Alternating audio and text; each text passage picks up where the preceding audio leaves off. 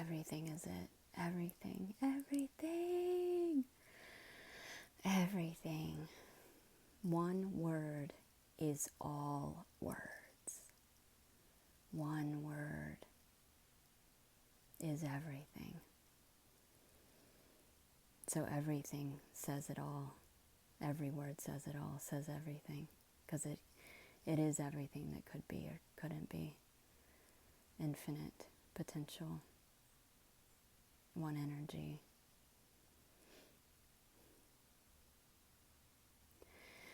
So it doesn't matter the words that are used, it's all saying the same thing. So one boundless energy, nothing, absolute, God, pure awareness, emptiness. It's all the same. It's the same as unicorn, cupcake. It doesn't matter. It doesn't matter the word. It's all pointing to that which can't be pointed to. Like a compass trying to point to itself. You are the compass. What's pointing is what's being pointed to.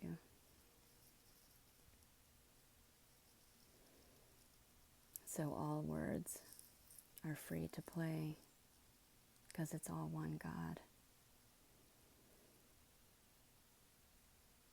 It's the absolute appearing relative,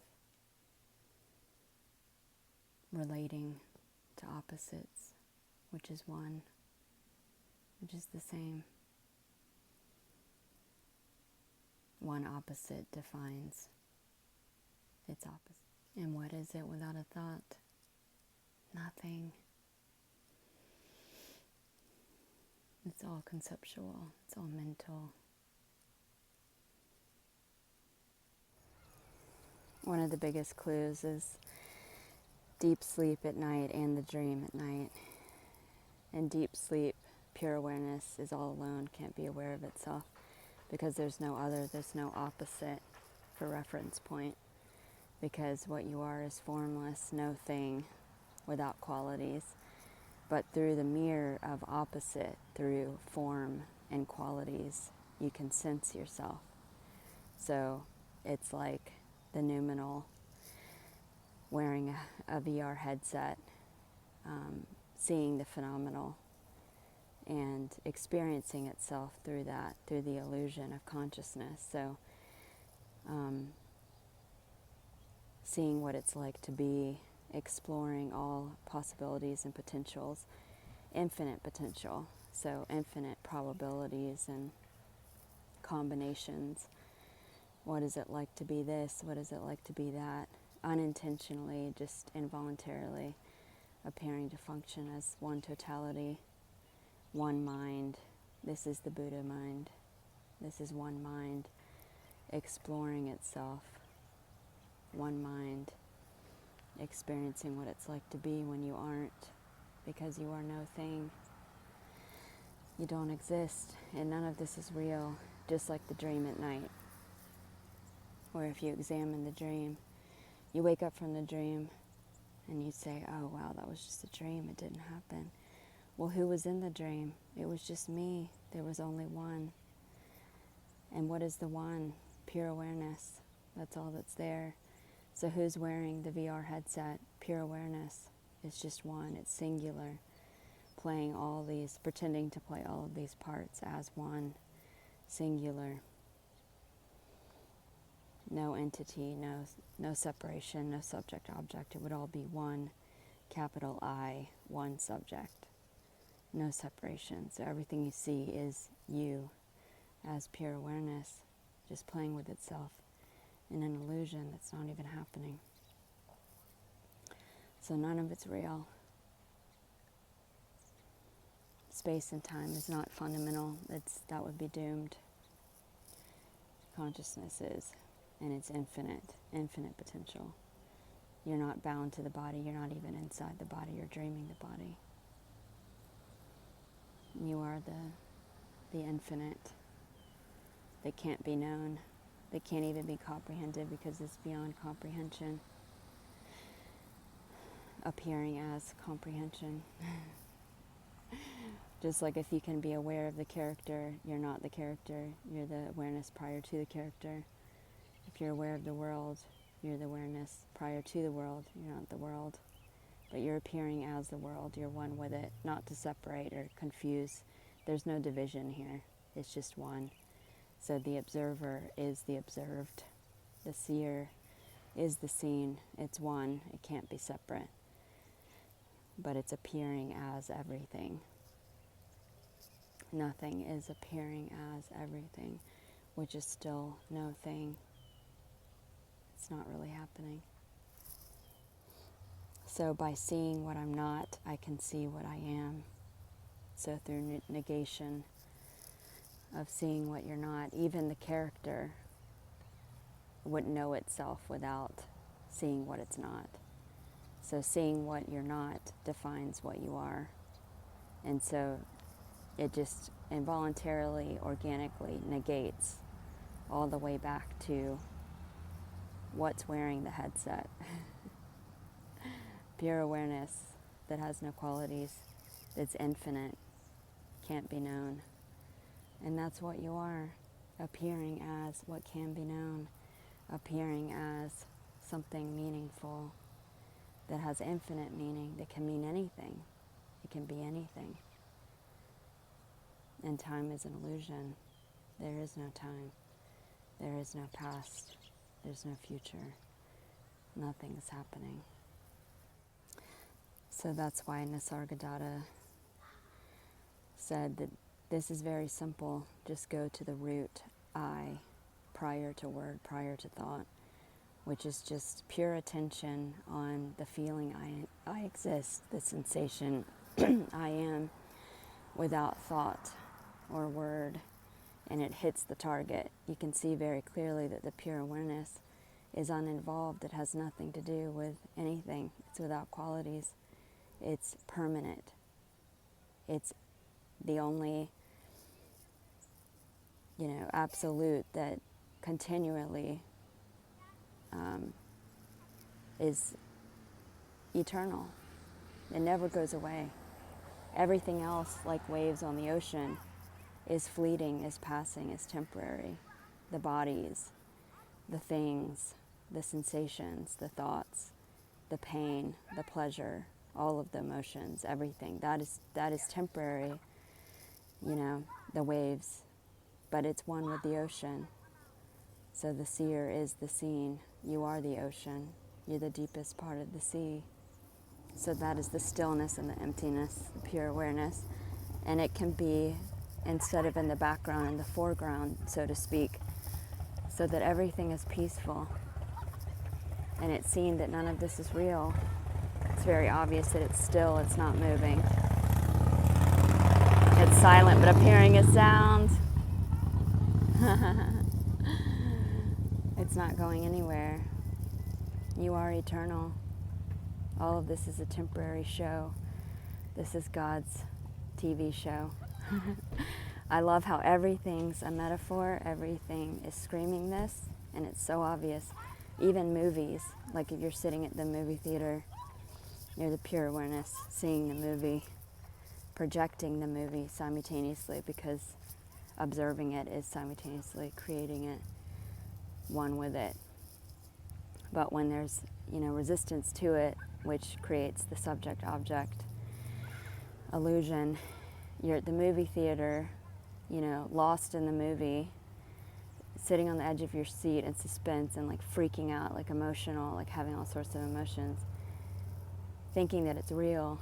But then, when there's no resistance to it, when it's seen that it's not real, you're neutral to it. You're just kicked back, just watching the show and enjoying it. It's fun. It's exciting. So when it's obvious it's not real, it's playful.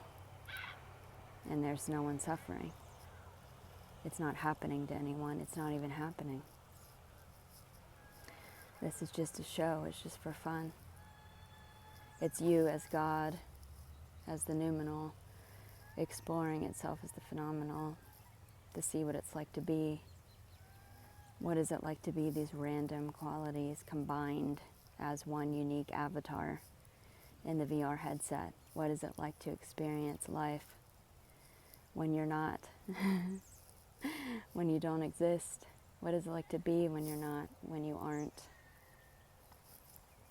What is it like to feel pain? What is it like to be born with a disability? What is it like to have a perfect life? What is it like to wake up from the dream and realize that you're so huge that it's terrifying? You're so infinite that you can't even comprehend it because you can't get outside of it to know it. What is that like? So resistance in the game of hide and seek. What you resist persists because you are everything and everything's whole. But resistance implies that it's not whole. So it can cause suffering because the intuition is trying to wake you up from the dream and say, this isn't real, this isn't separate, this isn't happening. So what you resist persists until it's like a slingshot where it pulls back all the way and then it exhausts itself and hits the target. And it's beautiful because that's what wakes you up from the dream. It's all a beautiful tool and clue. But the resistance and thinking this is real is like putting on a VR headset and thinking that the virtual reality is real and that you're the avatar that you're seeing in the headset and identifying with it and falling for the whole illusion, which is just part of the game of hide and seek. Like Alan Watts said, God playing hide and seek with itself in a dream. It's playful. There's no harm done because none of it's real, none of it's really happening. So duality is the mirror from which singularity sees itself. Because you as singularity, like in deep sleep, can't be aware of itself because you're all there is, you're all alone. But through this beautiful illusion of consciousness, you can experience yourself as everything by being everything. No thing appearing as everything. And it's already done. Everything's already done. Infinite potential already. So by seeking, you hide from yourself. By seeking something, which is like one object outside that doesn't exist because there is no outside, in a future that doesn't exist, postpones your own absence, and it postpones you realizing that you don't exist and that you're God. So it's a beautiful game of hide and seek, and once you stop looking, you find it, that you are it. You are what you're looking for. What's being looked for is the one looking.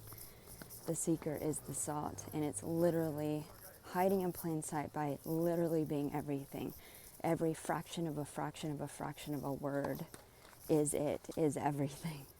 Every experience is everything, every emotion, every thought, every sensation. That's what you're longing for. So what you resist is what you're longing for. It's like the missing puzzle piece. It's amazing. And it's so simple and easy, and it's just already done because it already is everything. So there's no process and there's no time for an event. So awakening is just the recognition that there never was a me to wake up. It's amazing. And what are you without a thought? What is anything without a thought? It's just a thought. This is mental. This is God's mind of infinite potential. Everything you see is a thought projected in the one mind, appearing as image. Imagination, image, nation, nation of images, appearing as colors, shapes, forms. But it's not physical, it's not real. There's no time and space. It's just mental. It appears and disappears, and it never even happened. It's amazing. So there's no path to this because even the path is it. You are what you're looking for. So seeking is like a dog chasing its own tail.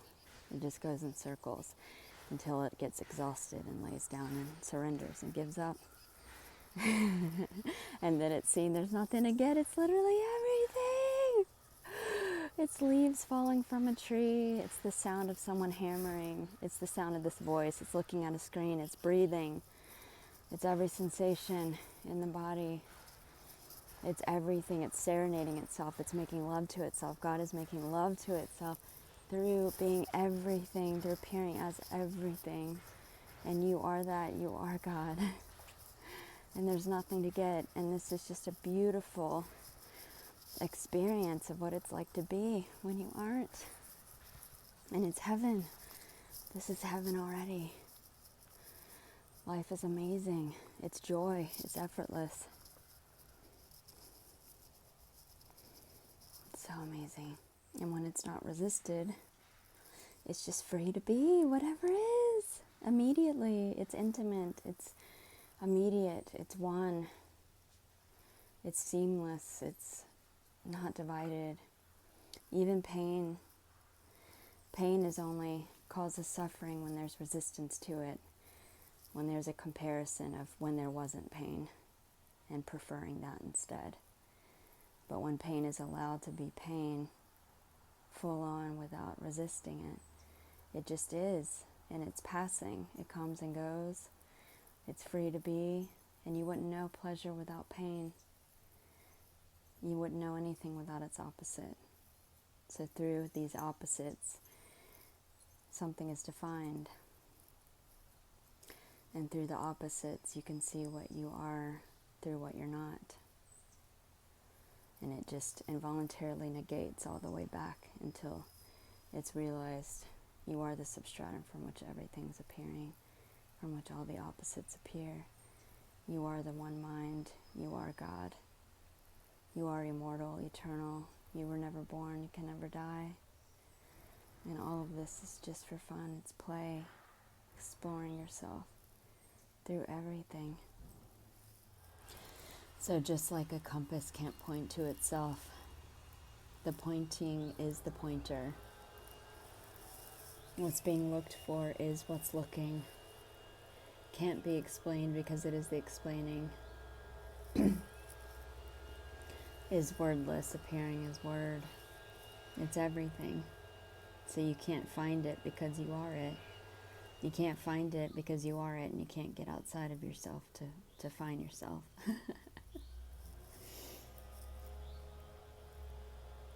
You are everything, which is nothing. And there's nothing to find.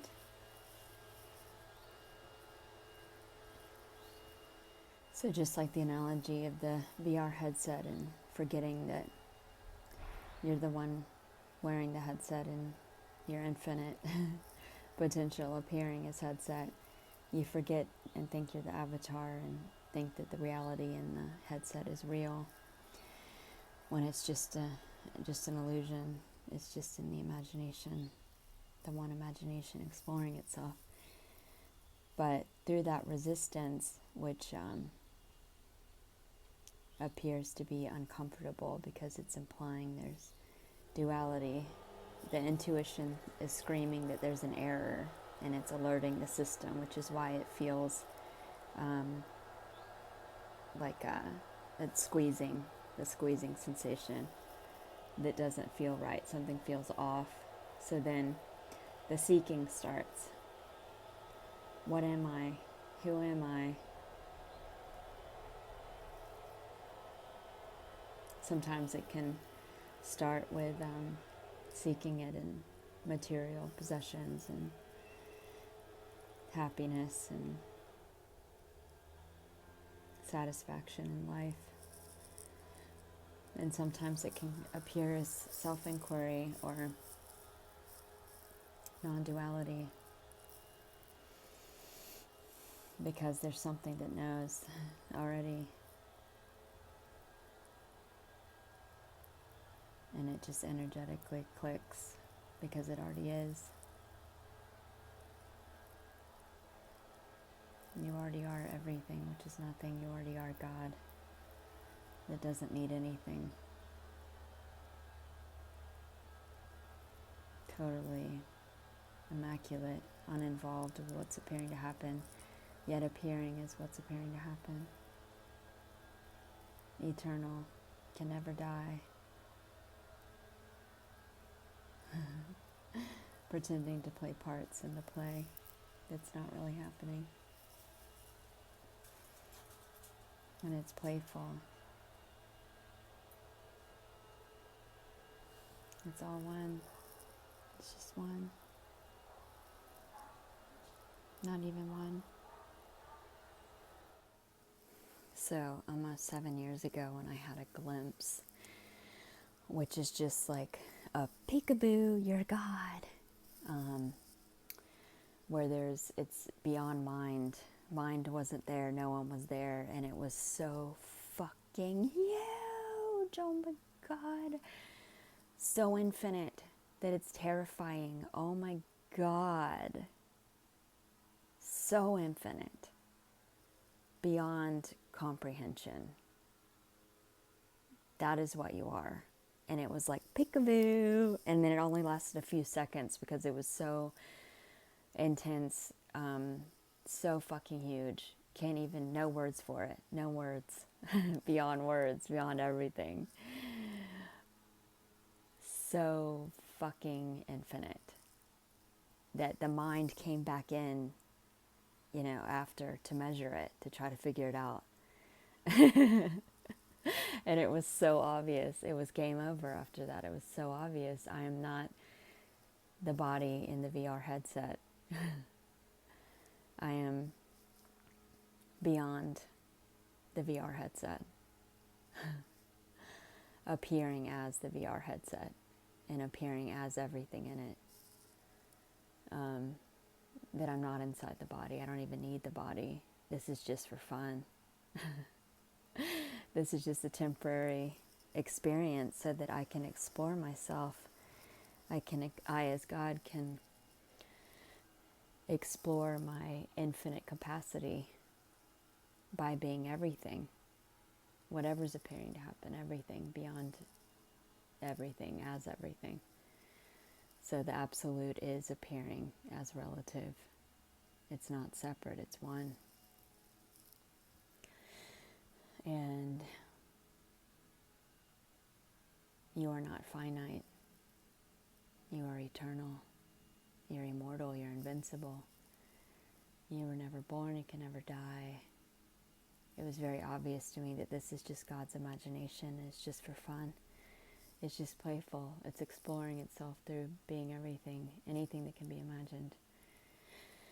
And it's like randomness and probability. So it's like involuntarily like picking different, combinations of trying things out, so to speak. Unintentionally, it's just happening. What's it like to be this? What's it like to be that? What is it like for this to be combined with that? What about this? And it's just exploring through everything involuntarily and just spontaneously. Intentionless, purposeless, playfully.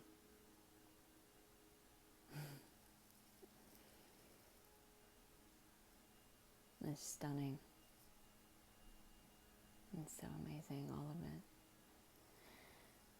And it's in love. It's pure joy. It's a celebration.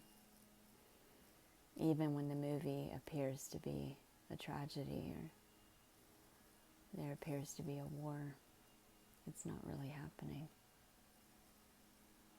It's just being imagined. And you are the one from which everything's imagined, illuminating the imagination,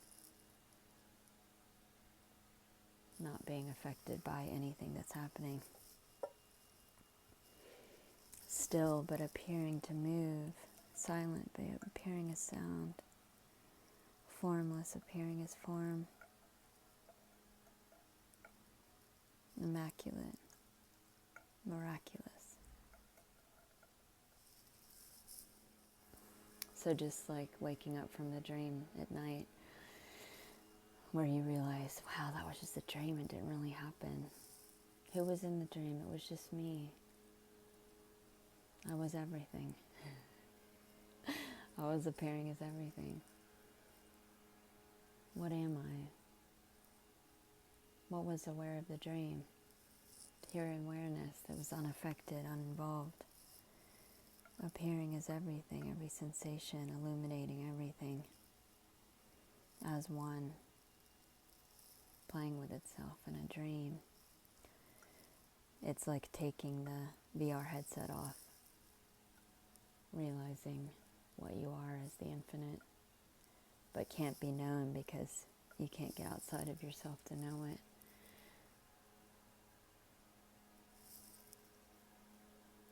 But through this VR headset, you as the infinite that's formless, that can't be known, can appear to experience what it's like to be. Beingness. Beingness. Beingness, which is nothingness.